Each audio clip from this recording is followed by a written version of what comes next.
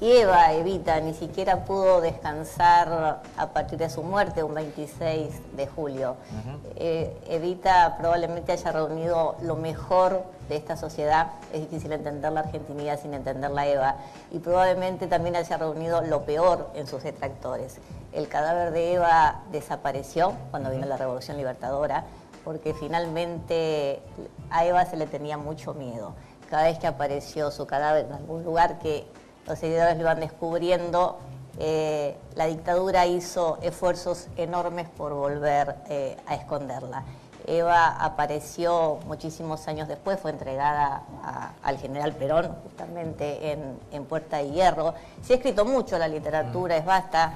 Nosotros escuchábamos un cuento de Cortázar y hay un famosísimo cuento de Rodolfo Walsh que se llama Esa mujer. Y también hay novelas acerca de esta historia, una historia realmente siniestra, pero que los argentinos recordamos Evita por lo que hizo. Murió muy joven, dejó un legado impresionante que hoy sigue, ¿no? Y eso es realmente excepcional, el peso que sigue teniendo en los argentinos. Y estamos con... Ya tenemos nuestra invitada. Tenemos nuestra invitada, que no es cualquier invitada. Tiene, bueno, no es cualquier invitada por todo su peso político, pero más específicamente hablando de Evita, es la sobrina nieta, se llama Cristina Álvarez Rodríguez. Hola Cristina, ¿cómo estás? ¿Cómo estás? ¿Cómo estás? ¿Bien? Bien, muy bien. Y yo pensaba, Cristina, ¿cómo fue? Bueno, Evita fue tu abuela... Tía abuela. La hermana tía de mi abuela. abuela. La hermana de mi abuela Blanca. Ellos eran 5 hermanos. La mayor era Elisa, después venía Blanca Duarte de Álvarez Rodríguez, y de ahí vi a mi papá el parentesco, y luego venía Juan, el único varón, Herminda y Eva, la más chica. ¿Y vos cuándo tenés los primeros recuerdos de escuchar hablar de Eva? La verdad que no puedo, a veces pienso, trato de hacer memoria de en qué momento fue la primera vez que la nombraron, pero no te puedo detectar una primera vez. Era un integrante de la familia, el mayor, el más importante, y siempre estaba ahí, ¿no? Estaba arriba de la cómoda de mi abuela, desde que tengo uso de razón, un cuadro grande con Evita, que tenía un pergamino en las manos, y siempre ahí se ponía la torta de cumpleaños en esa cómoda, se hacía el pesebre, era como la mesa de honra de la casa. Así que para el caso no hay un registro de justo cuándo fue el primer momento, pero siempre estuvo muy nombrada, muy hablada y muy amada, ¿no? Eternamente amada. ¿Y qué son las cosas que vos recordás de tu infancia cuando hablaban de Eva? Bueno, sí, los relatos familiares estaban vinculados mucho a esa infancia en los toldos, la época de Junín, los juegos infantiles, y después el gran trabajo que ella logró y cómo a través de su propia construcción como ser humano, diferenciándose de todo su entorno también, ¿no? Porque era una persona que tenía una educación primaria y que pudo conquistar personajes y lugares del mundo y a los propios argentinos de una manera única, así que había una admiración increíble. A veces se nos mezcla mucho en casa lo familiar con lo nacional, a ver, es medio difícil ese límite, ¿no? A veces te dicen, bueno, ¿qué se siente al tener la sangre? O, sí, bueno, el privilegio de haber tenido a Juana Ibarguren, la madre de Evita, que nos contaba cosas, se falleció cuando yo tenía 6 años, así que yo fui muy favorita de ella, así que era la primer nieta, y de mi abuela Blanca, y mi abuela falleció hace 5 o 6 años, con lo cual, con una lucidez tremenda, a los 95 años, sus relatos eran de una familia del interior, una familia muy simple, con mucho esfuerzo de su madre para mantenerlos a todos, cosiendo en la máquina de coser, y la llamaban la pequeña tribu, porque vivían cerca del cacique Coliqueo, ahí en los toldos, entonces su madre los llamaba a estos 5 la pequeña tribu, y bueno, y cómo salieron adelante con mucho trabajo, mucho esfuerzo, gente de bien, simple. Y Cristina Álvarez Rodríguez, cuando la presenté, no lo dije, pero es obviamente, como todos sabemos, es ministra de Gobierno de la provincia de Buenos Aires y obviamente es una militante política de hace muchos años, con una gran trayectoria política. ¿Y cuál es tu evaluación, Cristina, desde la militante? ¿Cuál es tu visión de Eva, de su legado? Yo tuve un quiebre en la recorrida de Evita a mis 13 años, más o menos. Yo tenía un abuelo por el lado de mi mamá, no por el lado de la familia Duarte, que era uno de los fundadores de Forja, con Jaureche, que era Alberto Banfi, y mi abuelo tenía una biblioteca increíble y bueno, y a todos los nietos nos llevó, yo tenía, me acuerdo, 12, 13 años, dijo, bueno, lean. Y había todo un estante de Eva Perón, que estaba bien clasificado, Y en ese estante había de todo, estaba desde Sebrelli con Aventurera y Militante, por supuesto La razón de mi vida, Esa mujer de Walsh, todas las versiones originales, ¿no? Y bueno, y ahí empecé a leer y me acuerdo que pasé del llanto a la furia, a un montón de sentimientos, y él me dijo, justamente hay que estar preparado para lo que hay que defender, porque ser familia de Eva Perón no siempre fue sencillo ni honor en la Argentina, ¿no? Mi familia estuvo exiliada del 55 al 58 en Chile, después pasaron muy mal, después del 76 también acá en la propia Argentina, nos mudamos varias veces de pueblos para poder vivir tranquilos y sin irnos, con mucha persecución, sobre todo mi padre que había sido funcionario y militante peronista. Y bueno, la verdad que ahora a la distancia tengo una profunda admiración, creo que fue una mujer increíble, que pudo cambiar su época para ella y para todas las demás que vinimos después. Hay un antes y un después, un hito en la historia, y me parece que ella ocupa ese lugar aún hoy, ¿no? Dejó un legado y unos valores que tienen una vigencia increíble de solidaridad, de incorporación del amor en la política, de trabajo incansable, de indignación frente a la injusticia, ¿no? Una única. La famosa frase de Eva, ¿no? Que en esta Argentina y en los esfuerzos de una Argentina inclusiva toman más fuerza que nunca, que es atrás de cada necesidad hay un derecho, ¿no? Como Eva entendía los derechos desde otro lugar, distintos para la época.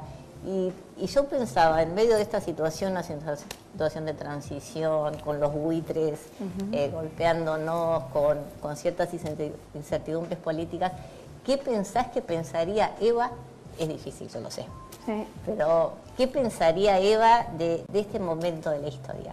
Yo creo que ella junto a Perón fueron defensores de un modelo que iniciaron y que tomó también sus bases del radicalismo de Irigoyen y de los movimientos nacionales y populares por la liberación de la patria, que centralmente basaban su ideario en las tres banderas, ¿no? Y una de esas banderas tiene que ver con la independencia económica. Eso se está conquistando en la Argentina de hoy con una lucha muy grande que se ha hecho por ir pagando. El expresidente Néstor y Cristina ahora han tenido la vocación de pagar sistemáticamente a nuestros acreedores externos para poder alcanzar esa liberación de deuda que ellos no habían contraído, claramente, de una deuda que muchas veces algunos consideramos espuria, ¿no? Porque también fue contraída incluso por gobiernos no constitucionales ni democráticos, con lo cual digamos que no es el pueblo argentino el que estaba representado a la hora de contraer esa deuda. Pero bueno, sentimos que esas banderas por las que ellos fundaron y lucharon son las que hoy defenderían, así que estarían claramente acompañando a la presidenta en esta negociación para liberar al pueblo de este sometimiento. No es una tarea fácil, es bien compleja porque indudablemente logramos superar el Club de París, el CIAD y el Fondo Monetario Internacional, y nos quedaba este 8% que ahora está dando este trabajo final hasta que lo podamos resolver. ¿Y cómo llegaste a la militancia y cómo llegaste hoy a ser ministra de Gobierno de la provincia más importante de la Argentina, ¿no? A la militancia me resistí bastante. En realidad militante desde que nací, sí. Pero al ejercer un cargo en el Estado, en la función pública, sí, claro, tuve bastante resistencia porque en mi casa nos formaron para ser profesionales, para trabajar en el sector privado, tratar de apartarnos de todo lo que había sido la experiencia de vida de las generaciones anteriores. Bueno, pero alrededor de los 30 años y ya con una carrera, yo soy arquitecta y trabajando en el sector privado, empecé a sentir una fuerte vocación por lo público y me animé a probar y a empezar a trabajar en el peor momento de la Argentina, ya por el 2000, 2001, fue cuando empecé a comprometerme y después sí, con una vocación muy fuerte. La verdad que yo siento que la política tiene que ver con el servicio público y con convicción y vocación, ¿no? Es como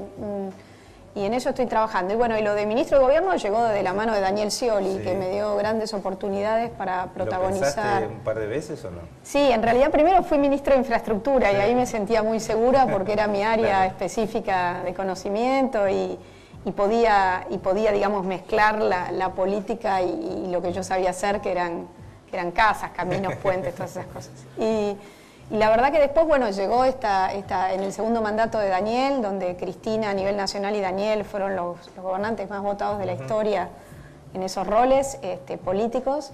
Él me ofreció el Ministerio de Gobierno, que es el Ministerio Político, donde tengo la relación con los municipios, con los intendentes. Lindo trabajo. Bueno, sí, muy entretenido. No, tengo grandes compañeros de lucha que son los que están en contacto directo con los vecinos en sus pueblos, en los 135 municipios. Y la verdad que hemos logrado articular política con todos los sectores. El gobierno de Daniel es un gobierno de diálogo, de consenso, donde vamos trabajando con todos los sectores políticos, inclusive en la Cámara de Legisladores no tenemos mayoría en las cámaras, con lo cual estamos acostumbrados a ir buscando los consensos para lograr los objetivos. ¿Y se te complicó la política siendo mujer? Sí, la verdad que se te complica bastante todo lo público siendo mujer, en la política y en otros ámbitos. Cuando estaba en la universidad y era docente universitaria también se me complicaba para que pudiéramos, ante la oportunidad de un cargo superior y ante igualdad de posibilidades, sin examen, acceder. También en el sector privado, cuando estaba en una empresa, no pagaban igual salario, igual tarea, con lo cual ahora en el ámbito político no es nuevo, sí es muy difícil para muchas mujeres poder estar sentada en la mesa de las decisiones. Ese es el gran desafío que tenemos, porque en la mesa del trabajo estamos siempre, contadas en el grupo, así que es bueno también poder llegar a la mesa de las decisiones y a las oportunidades que muchas compañeras y muchas mujeres de todas las fuerzas políticas podrían tener y brillar y que hoy todavía no tienen, así que hay que seguir en esa lucha de género. ¿Y cómo ves el 2015? Bueno, lo veo auspicioso. Yo creo que a lo largo de toda esta etapa y de estos 12 años se hace un gran trabajo, un trabajo que tuvo que ver con sacar a la Argentina del desastre. Y que viene una etapa, luego de esta etapa de crecimiento y de inclusión, una etapa de desarrollo en la cual nosotros creemos que Daniel Scioli tiene una gran oportunidad, la oportunidad de continuar con este proyecto y al mismo tiempo de cambiar y mejorar todas las cosas que hay que cambiar y mejorar, como hará el próximo gobernador cuando llegue y sea electo. Van a las PASO, ¿no? Seguro. ¿Y quiénes, ya sabés quiénes son los otros? Somos peronistas, o sea que nos encanta discutir. Son los otros? También se sumó ahora Randazzo, se sumó... Randazzo dijo, yo le puedo ganar a Scioli. Yo le puedo ganar a Scioli, le dijo. Y bueno, sí, está muy bien que tenga ánimo para poder competir, claro. Muy bien, la veo. Está muy bien. Si no hay ánimo, no. La veo segura. No se puede. Digo, usted es ministra del gobierno de la provincia de Buenos Aires, Daniel Scioli, una figura dentro del Frente para la Victoria. Sin embargo, su figura, justamente la del gobernador de la provincia de Buenos Aires, siempre ha estado atada a la polémica de cuánto forma parte, sí o no, del proyecto del Frente para la Victoria. Digamos, usted lo conoce en una relación mucho más cotidiana, no solo profesional. ¿Qué comentario le merece todo lo que rodea la figura de Scioli en el Frente para la Victoria? La verdad que me parece que muchas veces hay mucha gente que habla y que no conoce. En realidad uno de los primeros prejuicios que hay de cierto sector es que Daniel no ha hecho cosas con el suficiente empuje o carácter como hace la presidenta, y esto no es cierto. En realidad, si uno ve la reforma tributaria de la provincia de Buenos Aires, somos la única provincia del país que le cobra ingresos brutos al campo o a la telefonía celular y al cable, es decir, solo que él lo hace a su manera, con su estilo, con sus características. Es un hombre que muchas veces a través del diálogo logra los objetivos, pero mete la mano en el bolsillo de los poderosos y libera a 1 millón de hogares pobres del pago del inmobiliario. O sea, esto, digamos, me parece que es un ejemplo, por mencionar, de la gestión. Y luego también hay que ver que yo creo que más que decir es hacer, nosotros hemos hecho obras como la Ruta 6, el tercer carril de la autopista, el tema del nuevo puerto de contenedores, todo lo que tiene que ver con el desarrollo del trabajo. Nosotros teníamos 40 parques industriales, hoy tenemos 80. Y esto es producto de una sinergia, nación, provincia, municipio única, nunca se había podido lograr en la provincia. Daniel abrió la provincia al proyecto nacional y fue 5 veces electo por Néstor Kirchner y Cristina, o sea que bueno, y nunca les causó un problema a lo largo de 12 años, ¿no? Eso también creo en los momentos más difíciles es donde se prueba a los hombres, y él estuvo ahí, ¿no? En la 125, en la ley de medios, en los momentos más duros, así que creo que son prejuicios que no tienen fundamento, son porque no se conoce. Y Cristina, antes de cerrar, pues lamentablemente se nos termina se nos termina el programa, quería volver a Evita, vos estás al frente del museo, ya son 62 años de la muerte de Evita, o sea, demasiados años para varias generaciones que no tuvieron un contacto directo con Evita, pero que sí la viven o la hacen carne a partir del recuerdo de los otros. ¿A vos cómo te gustaría que Evita siguiera en la historia?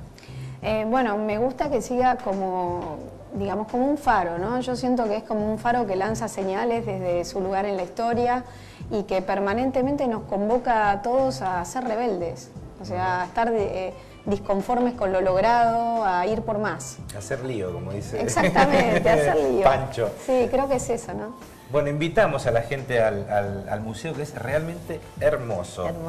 Contanos de qué día, los días que está. El museo está abierto todos los días, menos los lunes, que descansan. Hay un grupo de gente muy joven a cargo, profesionales de historia, de investigación y museólogos que han hecho un trabajo increíble.